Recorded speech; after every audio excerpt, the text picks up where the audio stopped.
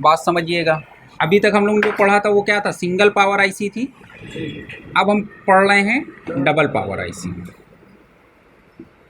तो double power IC का मतलब ये है कि जो हम लोग डबल पावर आईसी देख रहे हैं वो हमारी एक आईसी हो जाएगी PM660 और दूसरी हो जाएगी 660L, सॉरी PM660 और PM660L।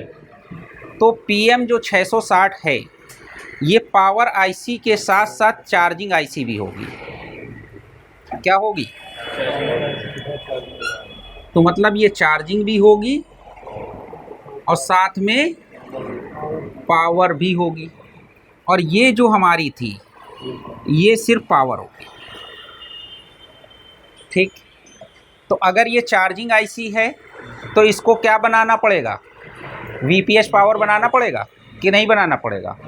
तो इस आईसी का काम ये हो जाएगा कि जो भी हमारी ओवीपी या चार्जिंग से वोल्टेज जो भी आ रहे हैं, ठीक है ना, ये जो वी बस आता है हमारा, वी बस के बाद में इसको क्या बनाना होगा, वीपीएस पावर बनाना होगा। ठीक। वीपीएस पावर के साथ में इसको हमारी और क्या है कि अदर पावर्स भी बनानी होंगी।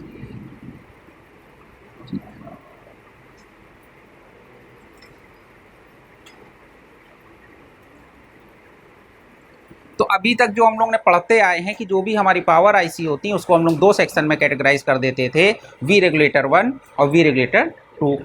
ठीक। अब इसके अंदर क्या होगा कि ये वाला जो सेक्शन हो जाएगा, जो बक वाला, ये क्या हो जाएगा, वी रेगुलेटेड 1 हो जाएगा और ये वाला 2 हो जाएगा।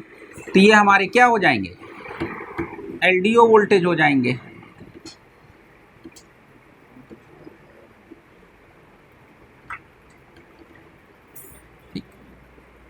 बात समझ में आई?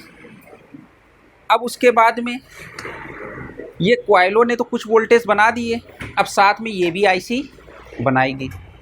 तो इस आईसी को अगर हमको चेक करना है PM660 को, तो इस आईसी में सबसे पहले क्या चेक करेंगे, कौन से आउटपुट चेक करेंगे सबसे पहले? सबसे पहले वीपीएस पावर, कि वीपीएस बनी या नहीं बनी। क्यों? क्योंकि बैटरी लगाए या चार्जर लगाए दोनों ही कंडीशन में वीपीएच बनती है। ठीक है। तो अब अगर हमको वीपीएच देखना है तो वीपीएच देखने के लिए जो हमारी ये पावर आईसी है, जो हमारी U600 जो पावर और चार्जिंग है, हम इसका चार्जिंग वाला सेक्शन पहले देखेंगे। कौन सा सेक्शन? चार्जिंग वाला। ठीक है। तो ये जो हमारी U600 आईसी है, तो U600 आईसी का जो फर्स्ट पार्ट है ये है, यहाँ पर ये क्या हो रहा है, ये वोल्टेज इन हो रहे हैं। कौन से वोल्टेज इन हो रहे हैं? चार्जिंग वाले, मतलब वी बस वोल्टेज जो हमारे चार्जिंग वाले वोल्टेज ओवीपी आईसी से आएंगे और यहाँ से आने के बाद में हमारी इस चार्जिंग आईसी के अंदर इन हो जाएंगे। इन होने के बाद में ये उसमें एमआईडी वोल्टेज बना देगा। ये हमारी स्विचिंग वोल्टेज बन जाएंगे वीपीएस पावर, कि नहीं बन जाएंगे? बन जाएंगे। साथ में क्या होगा कि जब स्विचिंग वोल्टेज बन जाएंगे ये वापस से चार्जिंग आईसी के अंदर आएंगे और ये बैटरी के लिए चले जाएंगे। तो ये हमारा जनरल जो इतना काम हुआ ये इसका चार्जिंग सेक्शन वाला काम हुआ। ठीक। अब चार्जिंग सेक्शन के साथ साथ हमको इसके पावर सेक्शन वाला भी काम कराना है। और पावर सेक्शन वाले में पहले हमें क्या देखना होगा, वी रेगुलेटेड। क्या देखना होगा, वी रेगुलेटर 1 और फिर वी रेगुलेटर 2। तो अब हम ये देख लेंगे वी रेगुलेटर वाला सेक्शन कौन सा है। ठीक। अगर हम इस सेक्शन को देख रहे हैं तो ये हमारा वी रेगुलेटेड 2 वाला सेक्शन है, जो कि हमारे एलडीओ वोल्टेज हैं। तो एलडीओ वोल्टेज यहाँ पर कितने बन रहे हैं, 19 वोल्ट, यानी 19 लाइनें हैं एलडीओ की, L1 से लेके L19 तक हैं ये वोल्टेजेस। लाइन से पूरा चार्ट बना हुआ है कि पहली वाली पिन पे कितना वोल्टेज, दूसरी वाली लाइन पर कितना वोल्टेज, तीसरी वाली लाइन पे, और हर एक लाइन पे एक कैपेसिटर लगा हुआ है। तो अभी हमें कौन सा देखना है, इसका ये वाला सेक्शन देखना है। ठीक। तो सबसे पहले क्या बनेगी, वीपीएच पावर। जब वो वीपीएच पावर बन जाएगी तो वो वीपीएच पावर वापस इसी आईसी के अंदर में एंट्री करेगी।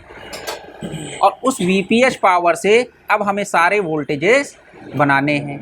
तो इसका मतलब जब हम इस मदरबोर्ड को रिपेयर करेंगे तो इस पावर आईसी को जब हम चेक करेंगे तो सबसे पहले हमको ये देखना है कि वीपीएच पावर बन रही है या नहीं बन रही, क्योंकि जब तक वीपीएच पावर नहीं बनेगी अदर ये सेक्शन काम नहीं करेंगे। तो वीपीएच पावर सबसे पहले ओके होनी चाहिए। अब जब वीपीएच पावर ओके हो जाएगी तो होगा क्या कि यहाँ पर जब वोल्टेज वीपीएच पावर इन करेगी, अब यहाँ पर जितने सेक्शंस होंगे उतनी जगह वीपीएच इन करेगी, तो ये positive negative positive negative positive negative उतने सेक्शन में इन कर जाएगी।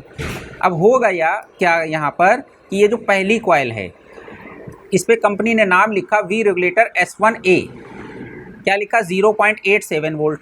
इसका मतलब ये जो पहली वाली कॉइल है ये कितने वोल्ट बनाएगी, 0.8 वोल्ट बनाएगी। ठीक है,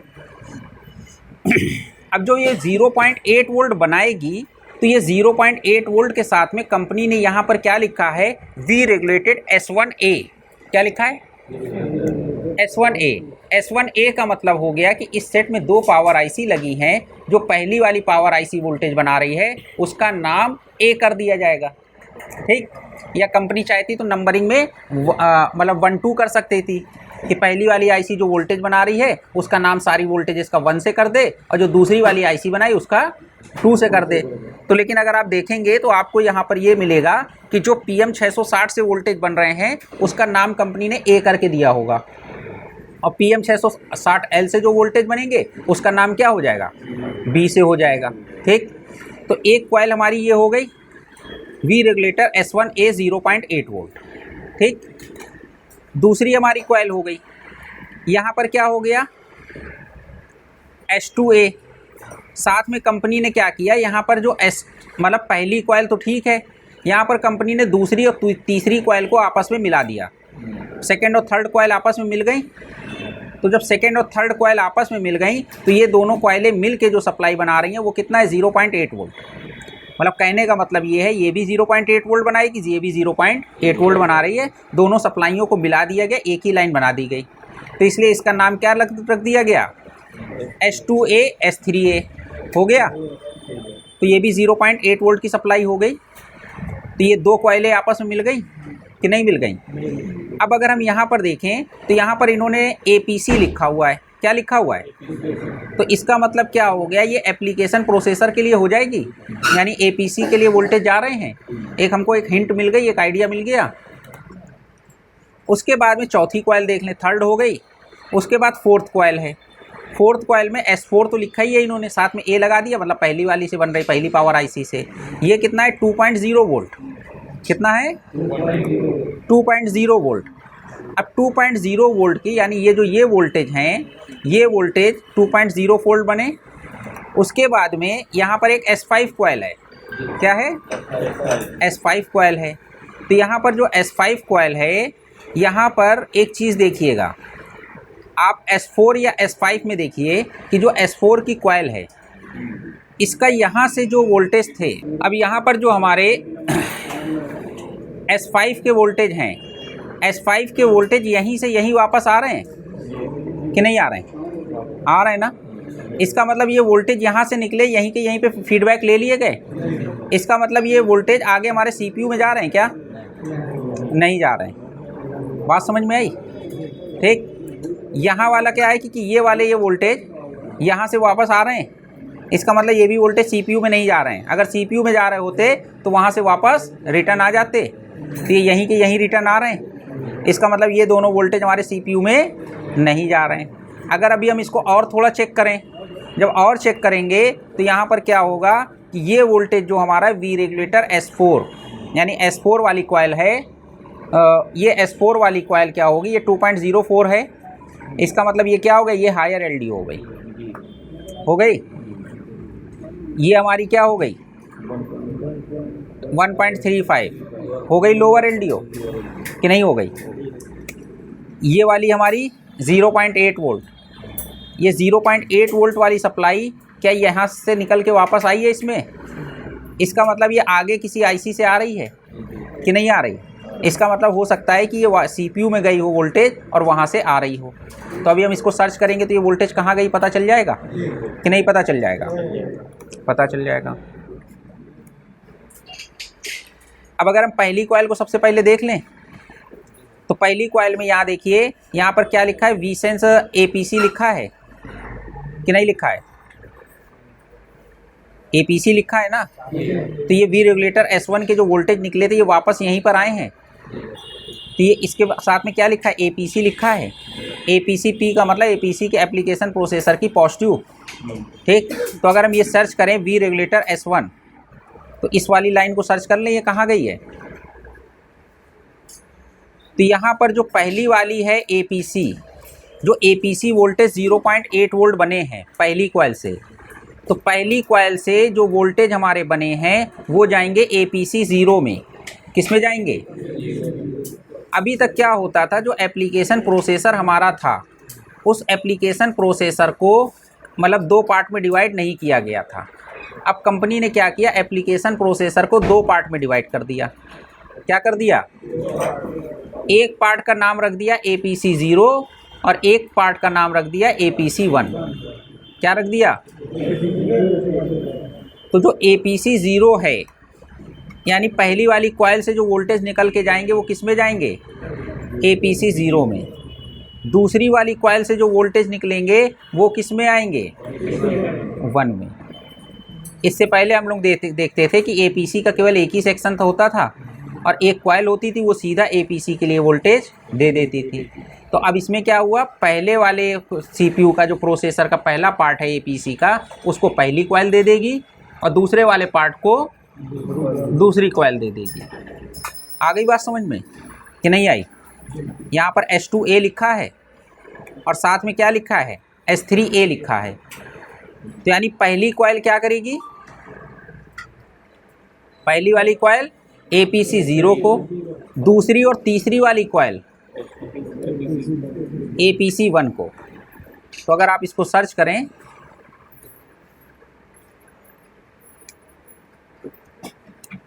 तो यहाँ से पहली कॉइल तो वो निकल गई, दूसरी और तीसरी कॉइल को कौन सी किसके लिए वोल्टेज बना रही है?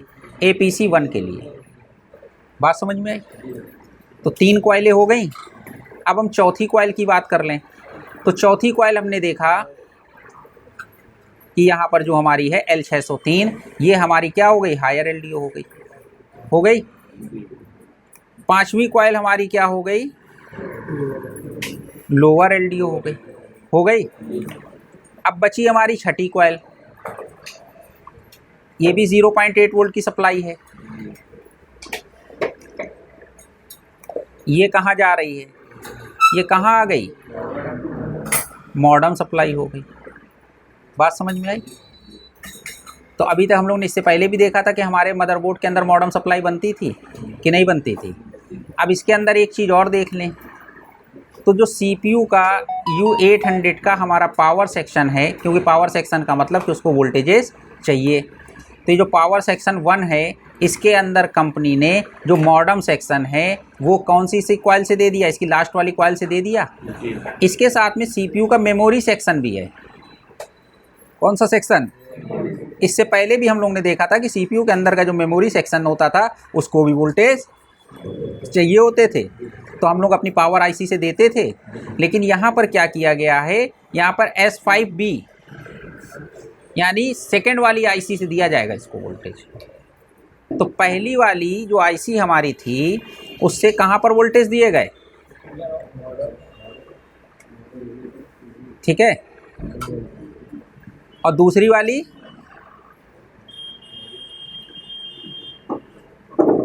IC से मेमोरी को किससे दिए गए, मेमोरी से सेक्शन को, दूसरे मतलब जो दूसरी वाली IC है उससे मेमोरी सेक्शन को दिया गया। बात समझ में आई कि नहीं आई? अब यहाँ पर देखिए वी रेगुलेटर L10B लिखा है, तो B लिखा है, इसका मतलब ये जो ये वाले वोल्टेज हैं ये हमारी PM660L से आएंगे। बात समझ में आई? और ये यहाँ पर S5B लिखा है, ये भी हमारे वोल्टेज कहाँ से आएंगे, PM660L से आएंगे। ये वाले वोल्टेज यहाँ A लिखा है, मतलब ये वोल्टेज कहाँ से आएंगे, PM660 से आएंगे। आई बात समझ में कि नहीं आई? आ गई? ठीक। तो ये हमारी जो IC थी कौन सी आईसी थी? PM 660। इसने हमारे ये वोल्टेजेस बनाए, ठीक। ये आईसी हमारी थी U600। अब ये आईसी हमारी क्या है? LDO वोल्टेज भी बना रही है।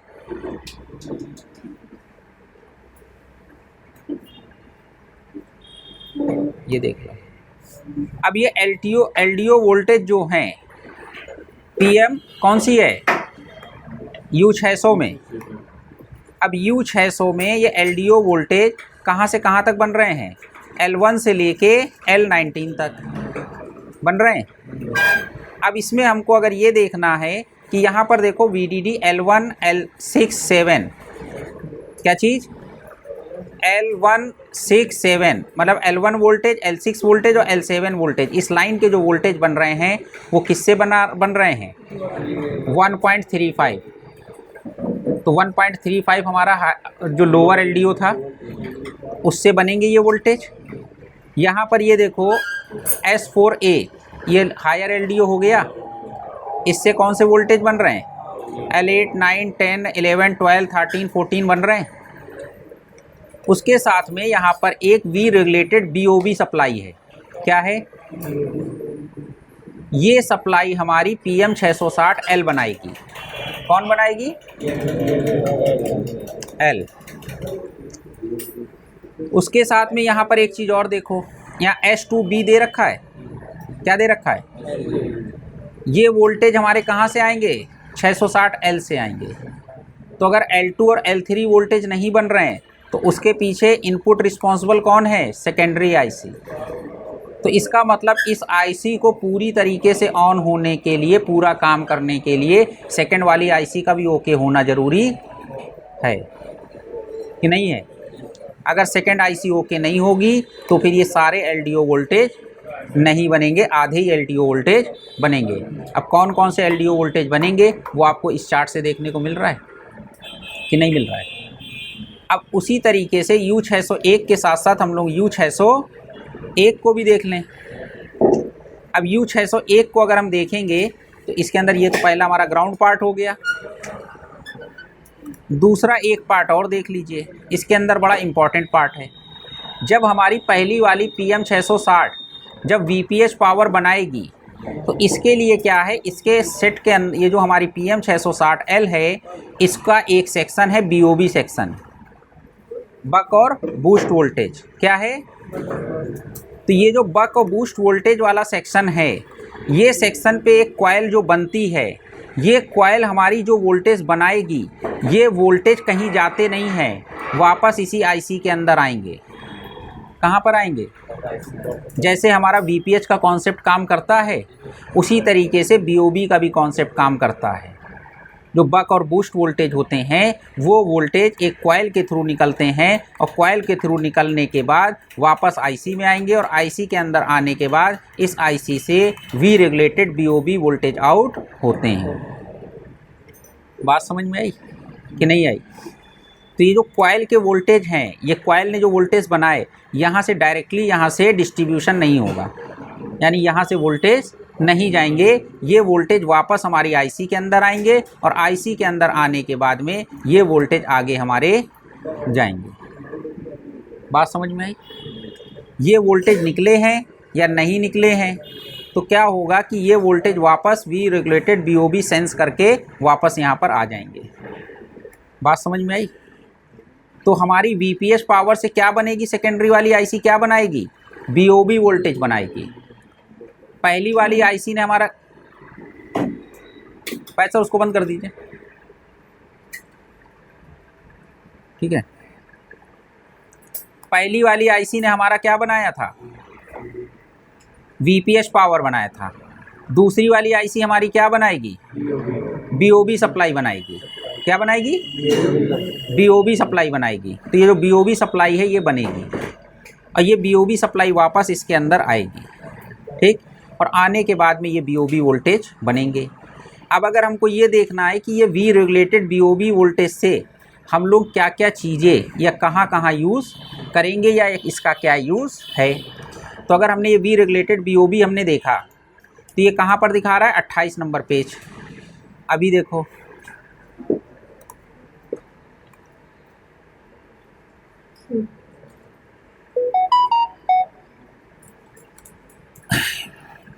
ये जो ये आईसी है अभी हमारी U601 थी ना,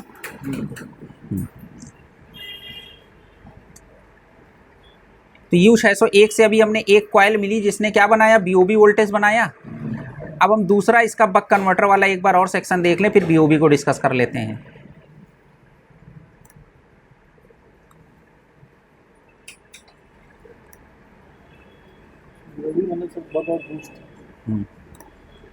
अब देखो, पहली आईसी ने VPH पावर बनाई थी। ये VPH पावर पहली आईसी के अंदर जब एंट्री करी थी तब उससे कॉइलों पे वोल्टेज बने थे।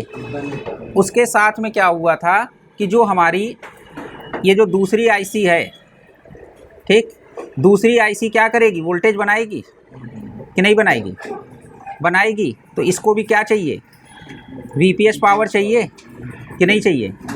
तो जब ये VPH पावर चाहिए तो VPH पावर इसको भी मिल रही है, किससे मिल रही है, पहली वाली आईसी से। तो इस सेक्शन को पॉजिटिव और निगेटिव मिल गया। तो फिर क्या हुआ, यहाँ पर ये कॉइल काम कर गई। तो जब ये कॉइल काम करेगी तो ये कहाँ, ये कौन से वोल्टेज बन रहे हैं, 1.12 वोल्ट, ठीक, यानी 1.1 वोल्ट मिल रहे हैं। लेकिन यहाँ पर एक चीज़ और देखिए, ये S1 है, इस पर क्या लिखा है, B लिखा है कि नहीं लिखा है। जब ये B लिखा हुआ है तो यहाँ पर ये सेकेंडरी आईसी ने वोल्टेज बनाए। ये यहाँ पर VDD2P कि मतलब ये सेंसिंग हो गया। तो इससे पहले हम लोगों ने क्या देखा था कि जो VDD1 सप्लाई होती थी, VDD2 सप्लाई होती थी और VDDQ सप्लाई होती थी, वो किसके लिए होती थी, रैम के लिए होती थी। इसका मतलब ये वोल्टेज हमारे किसके लिए बने हैं, रैम के लिए वोल्टेज बने हैं। रैम वोल्टेज हो गए, तो ये वोल्टेज हमारे 1.1 वोल्ट यानी 1.2 वोल्ट ये कहाँ जाएंगे, रैम पे जाएंगे। बात समझ में आई। अब अगर आप इसको सर्च करना चाहो कि ये जो 1.125 वोल्ट हैं ये कहाँ जा रहे हैं, आ गए VDD2 पे कि नहीं आ गए, तो ये हमारी रैम हो गई। तो रैम के अंदर हमारे कौन से वोल्टेज चाहिए होते हैं, VDD1, VDD2 और VDDQ वोल्टेज, ये हमारे रैम को वोल्टेज चाहिए होते हैं। VDDQ वोल्टेज कितना चाहिए होता है, 0.6 वोल्ट, कितना चाहिए होता है। और VDD1 को हमारे वोल्टेज कितना चाहिए, 1.8 वोल्ट चाहिए। बात समझ में आई। VDD2 को हमारे 1.125 और VDDQ को 0.6 वोल्ट। बात समझ में आ गई कि नहीं आ गई, आ गई। बनाया वोल्टेज किसने, दूसरी आईसी ने, और वोल्टेज किसको मिला है, PM660L ने जो 1.05 वोल्ट बनाए हैं। क्या बनाए हैं, वो कहाँ आ गए, यहाँ आ गए, आ गए। तो जब ये आएंगे तो क्या बनेगा, L2 और L3 बनेगा। यानी अगर ये वोल्टेज नहीं आए तो ये और ये वाले हमारे LDO पे वोल्टेज नहीं बनेंगे। बात समझ में आई, ठीक। तो ये वोल्टेज से हमने क्या बना लिया, पहली वाली आईसी के LDO बनाए हैं। बात समझ में आई। और साथ में ये जो पहली वाली आईसी है, ये दूसरी वाली आईसी है, PM660L है। कौन सी है, उसके भी LDO सेक्शन में जा रहे हैं। मतलब पहली आईसी के भी LDO सेक्शन में जा रहे हैं और दूसरी आईसी के भी LDO सेक्शन में जा रहे हैं, LDO वोल्टेज बनाने के लिए।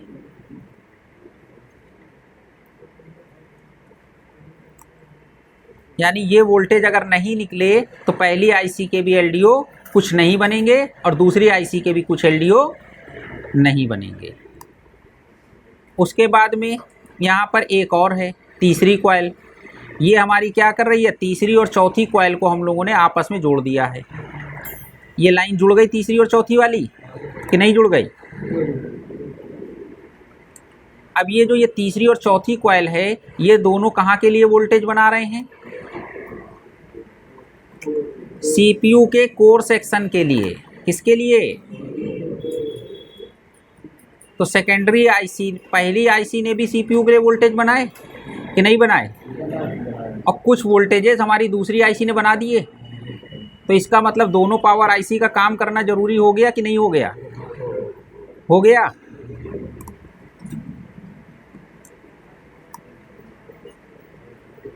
उसके साथ में यहाँ पर S5 भी एक कॉइल है, कौन सी है, यानी पांचवी कॉइल। ये वोल्टेज हमारे कहाँ के लिए बन रहे हैं, अगर इसको हम लोग देखना चाहें तो ये 0.915 वोल्ट है। ये किसके लिए बन रहे हैं, CPU के मेमोरी सेक्शन के लिए। तो CPU के मॉडम सेक्शन को वोल्टेज किसने दिया, पहली IC ने, यहाँ A लिखा है। तो मॉडम सेक्शन के वोल्टेज किसने बनाए, पहली IC ने, और मेमोरी के लिए वोल्टेज किसने बनाए CPU के, वो दूसरी IC ने। आई बात समझ में कि नहीं आई, आ गई। तो अब दो दो पावर ICयाँ मिलके काम कर रही हैं कि नहीं काम कर रही।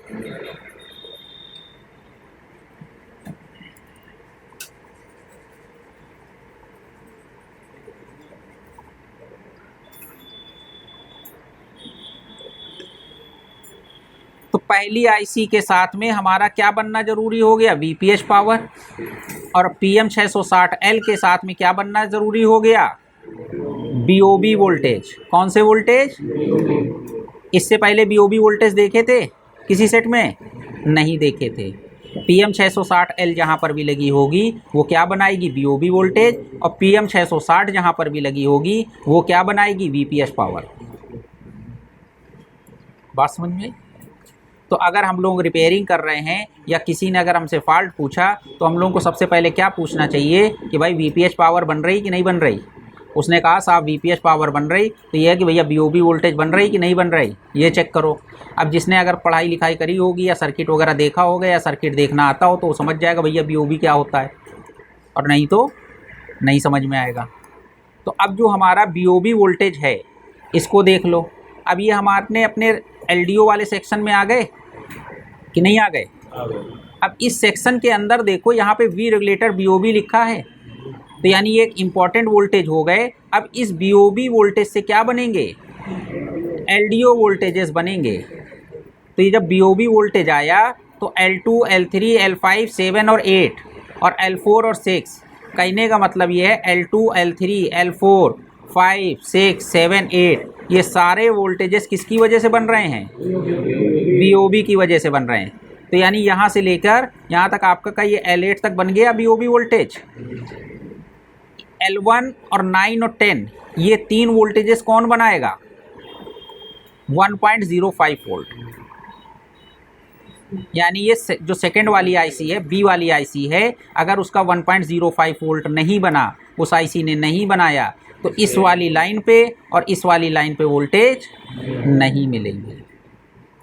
आई बात समझ में कि नहीं आई, आ गई, ठीक। तो यहाँ पर जो हमारे वोल्टेज हैं ये सारे वोल्टेजेस की यहाँ पर वैल्यू कंपनी ने लिख दी, 3P0, 2.95, ये सारे वोल्टेजेस लिख गए कि नहीं लिख गए, लिख गए। तो कुल मिला के अब थोड़ा सा IC हमारी जब डबल लगा दी तो थोड़ा कॉम्प्लिकेशन हो गया। अगर हमारे कोई LDO वोल्टेज नहीं बन रहे हैं तो हमको ये देखना होगा कि इसके लिए इनपुट वोल्टेज कौन है, पहली वाली IC से इनपुट वोल्टेज मिलेगा या दूसरी वाली से। कुल मिला के हमारी दोनों ही कंडीशन में IC ओके होना ज़रूरी है। बात समझ में आई। तो अगर हमारी दो पावर IC लगी हैं कि किसी सेट में जिसमें एक PM660 लगी है, दूसरी PM660 अगर लगी है एक IC, तो दूसरी हमारी कंपलसरी है कि 660L लगी होगी। तो 660 और 660L जहाँ पर भी लगी होगी तो 660 हमारी क्या हो जाएगी, पावर और चार्जिंग का दोनों का काम करेगी। 608L जो है सिर्फ बची हुई जो सप्लाइयाँ हैं जो अदर सेक्शन के लिए चाहिए वो बनाएंगी। दोनों ही ICयाँ हमारी बक और LDO वोल्टेज बनाएंगी। पहली IC भी बक और वो LDO बनाएगी और दूसरी भी बक और LDO बनाएगी। लेकिन साथ में जो PM660L जिसके साथ में लिख गया है, तो ये जो L है ये क्या होगा, लाइट सेक्शन के लिए भी वोल्टेज बनाएगी। PM660 जो है वो लाइट सेक्शन के लिए काम नहीं करेगी, लेकिन जो 660L है जिसके साथ में L लग गया ये लाइट सेक्शन के लिए भी काम करेगी। तो जब हम लोग लाइट सेक्शन पढ़ेंगे तब समझेंगे कि लाइट सेक्शन के वोल्टेज कौन दे रहा है। पर मोटी सी बात समझ लो कि PM660 अगर है तो वो क्या करेगी, चार्जिंग वोल्टेज बनाएगी प्लस बक वोल्टेज बनाएगी प्लस LDO वोल्टेज बनाएगी, ठीक। और जो 660L है वो क्या करेगी, BOB वोल्टेज बनाएगी। कौन से वोल्टेज, BOB वोल्टेज, बक वोल्टेज बनाएगी और साथ में एलडीओ वोल्टेज बनाएगी और साथ में डिस्प्ले के लाइट सेक्शन के लिए अब कौन से वोल्टेज बनाएगी क्या है वो जब हम लोग लाइट सेक्शन देखेंगे तब समझ लेंगे। बात समझ में? तो अगर किसी ने कहा कि साहब वो वीपीएस पावर नहीं बन रही है तो कौन सी पावर आईसी हम लोग देखेंगे? PM 660 को चेक करेंगे, PM 660L को नहीं चेक करेंगे। तो सबसे प्राइमरी वोल्टेज हमारी वीपीएस पावर है कि नहीं है? वीपीएस पावर के साथ में फिर हम सेकेंडरी आईसी में जब चेक करेंगे 660L में तो बीओबी वोल्टेज चेक करेंगे क्योंकि उसमें बीओबी वोल्टेज बनना ज़रूरी है। 660 में वीपीएस पावर सबसे पहले बनना ज़रूरी है और बीओबी किससे बनती है? वीपीएस पावर से। अगर वीपीएस पावर ही नहीं बनी तो बीओबी वोल्टेज भी नहीं बनेंगे। तो इस मॉडल का सर्किट डायग्राम थोड़ा सा आपको 2 पेज में बनाना पड़ेगा। PM 660 साफ़ सुथरी बनाइए और 660L भी साफ़ सुथरी बनाइए और उसमें से ये बताइए कि PM 660 में वीपीएस पावर बनने के बाद में वीपीएस पावर से कौन सी पावर बन रही, ठीक। फिर उसके बाद आपकी वीपीएस पावर से जो बीओबी बन रही है वो किससे बन रही, ये आपको खुद से बनाना होगा। बात समझ में आई कि नहीं आई? तभी आप समझ पाओगे कि कौन सी कॉइल अगर कोई वोल्टेज नहीं मिल रहे हैं तो वीपीएस पावर रिस्पॉन्सिबल है या बीओबी रिस्पॉन्सिबल है, या कौन से एलडीओ वोल्टेज नहीं बन रहे हैं तो उसके लिए पहली आईसी रिस्पॉन्सिबल है या सेकेंडरी आईसी रिस्पॉन्सिबल है। इसमें ऐसा नहीं है कि पहली पावर से सारी पहली पावर बन जाए, इसमें दूसरे को भी इन्वॉल्व किया गया। बात समझ में आई कि नहीं आई? अगर हम U601 की फिर से बात कर लें,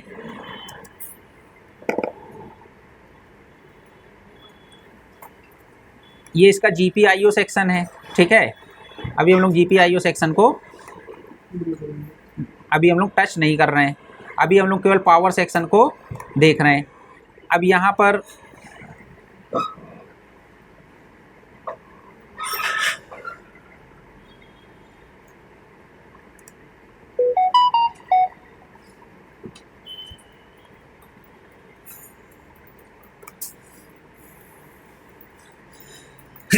सॉरी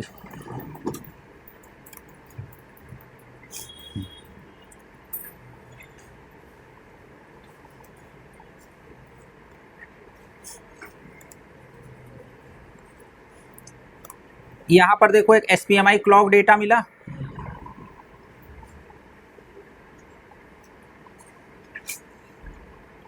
SPMI क्लॉक डेटा मिला है। तो हम लोग ने हमेशा ये देखा है कि जब भी हमारी पावर आईसी होती है वो CPU के साथ में कम्युनिकेट करती है कि नहीं करती है। और जो CPU के साथ में उसका कम्युनिकेशन होता है वो या तो I2C कम्युनिकेशन बस होगी या SPI कम्युनिकेशन बस हो सकती है या SPMI। तो इस आईसी के साथ में क्लॉक और डेटा हो रहा है वो कौन सा? SPMI clock data. तो ये जो SPMI क्लॉक डेटा है इसका CPU के साथ में कम्युनिकेशन होगा। तो ये जो SPMI क्लॉक है ये आपको कहाँ पेज नंबर 13, पेज नंबर 14 और पेज नंबर 28 पे मिल रही है। अब ये देख लो, एक जगह ये भी SPMI क्लॉक मिली कि नहीं मिली? यहाँ पे क्या लिखा है? SDM 660। तो SDM 660 हमारा क्या है? CPU है। तो इसका मतलब ये जो SPMI क्लॉक है ये CPU से निकल रही। अब ये SPMI क्लॉक यहाँ पर आई है, ये हमारी आईसी कौन सी है? 660 है। तो ये 660 में CPU के साथ में कम्युनिकेशन हो गया। एक यहाँ पर भी है SPMI क्लॉक डेटा, ये कौन सी है? 660L है। इसका मतलब CPU दोनों पावर आईसी के साथ में कम्युनिकेशन कर रहा है। जो CPU से क्लॉक और डेटा निकल रहा है वो एक साथ दोनों आईसीओ में जा रहा है, यानी दोनों आईसीओ के साथ में हमारा CPU कम्युनिकेट कर रहा है और उसके इंटरनल पावर को चेक करेगा कि सब कुछ सही पावर बन रही है या नहीं बन रही है। दूसरी चीज़ जो बड़ा एक इम्पॉर्टेंट सिग्नल होता है वो ये होता है कि जो हमारी जो पावर आईसी पहली पावर आईसी होती है, क्या होती है? जो हमारी पहली वाली पावर आईसी होती है वो क्या होती है कि जो पावर ऑन जो हमारा है कि एक तो जिसके बारे में हम लोग ने इससे पहले भी देखा था कि एक क्या होता था? पावर ऑन रीसेट सिग्नल होता था। क्या होता था? पावर ऑन रीसेट सिग्नल जो होता था वो हमारा क्या होता था कि हमारी जो CPU होता था उसको रीसेट कराती थी कि नहीं होता था? होता था।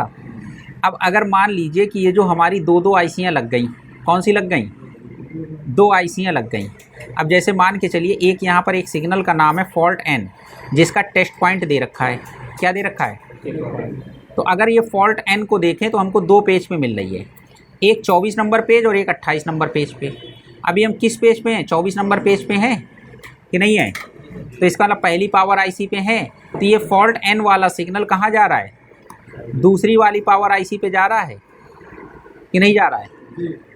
तो हमारी जो पहली वाली पावर आईसी है, कौन सी? पहली वाली पावर आईसी जब दूसरी वाली पावर आईसी से कहेगी पावर ऑन, यानी इस जो सेकेंडरी आईसी है, जो बी आईसी है, जब तक उसको पावर ऑन का सिग्नल नहीं मिलेगा तब तक ये आईसी ऑन नहीं होगी। अगर पावर आईसी में कोई फॉल्ट हुआ पहली वाली में, तो इस पॉइंट के ऊपर अगर 1.8 वोल्ट नहीं मिले, क्या हुआ? अगर सेकेंडरी वाली पावर आईसी पे, सेकेंड पावर आईसी पे 1.8 वोल्ट नहीं मिले तो ये आईसी हमारी ऑन नहीं होगी। अगर इस आईसी को ये पता चल गया कि पहली वाली पावर आईसी में कोई दिक्कत है तो इस सेकेंड वाली पावर आईसी ऑन नहीं होगी। उसको ये होगा कि पहले पहली वाली पावर आईसी सही करो तब तो हम काम करेंगे। अब ये होता है कि इसको पता कैसे चलेगा? तो इसको पता ऐसे चलेगा कि ये जो फॉल्ट एन वाली पिन है, इसको फिर से देख लो। ठीक, फॉल्ट एन वाली पिन पे आ गए 24 नंबर पे। यहाँ पर कंपनी ने एक टेस्ट पॉइंट दे दिया है। क्या दे दिया?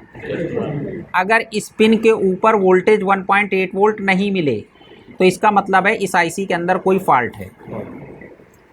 और इसकी इंफॉर्मेशन किसको जा रही है? सेकेंड वाली पावर आईसी को। तो आप आईसी भले ही बदलते रहो लेकिन सेट ऑन नहीं होगा, मतलब आईसी ऑन नहीं होगी। इसका मतलब इस वाले टेस्ट पॉइंट के ऊपर आपको वोल्टेज मिलना ज़रूरी है। तो जो हम रिपेयरिंग करेंगे, अगर हमारी सेकेंड वाली पावर आईसी काम नहीं कर रही है तो हमको यहाँ पर ये चेक करना होगा। बात समझ में आई कि नहीं आई? तो फॉल्ट एन वाली पिन इम्पॉर्टेंट है। ठीक, तो यहाँ पर आ गए हम 28 नंबर पेज पे। उसके साथ में एक पिन है पावर ऑन आउट। कौन सी?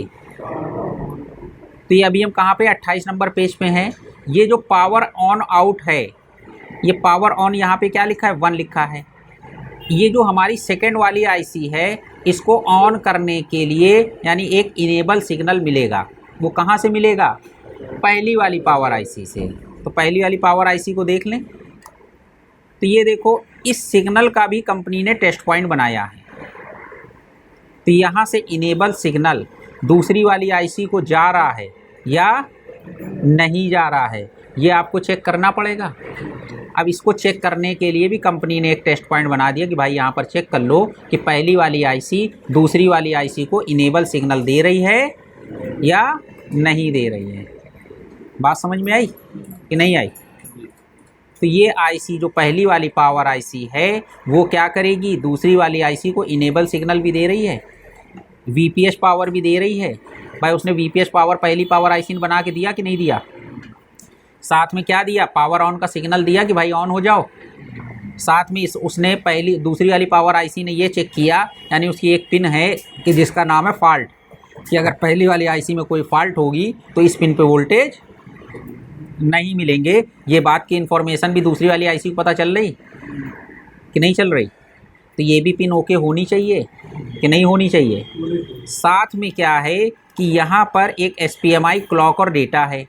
CPU क्या है कि दोनों पावर आईसीयों से पूछ रहा है कि भाई सारा कुछ ओके है या नहीं है। अगर पहली या दूसरी आईसी में किसी में भी फॉल्ट हुआ तो CPU क्या करेगा? PS होल्ड सिग्नल नहीं देगा। क्या नहीं देगा?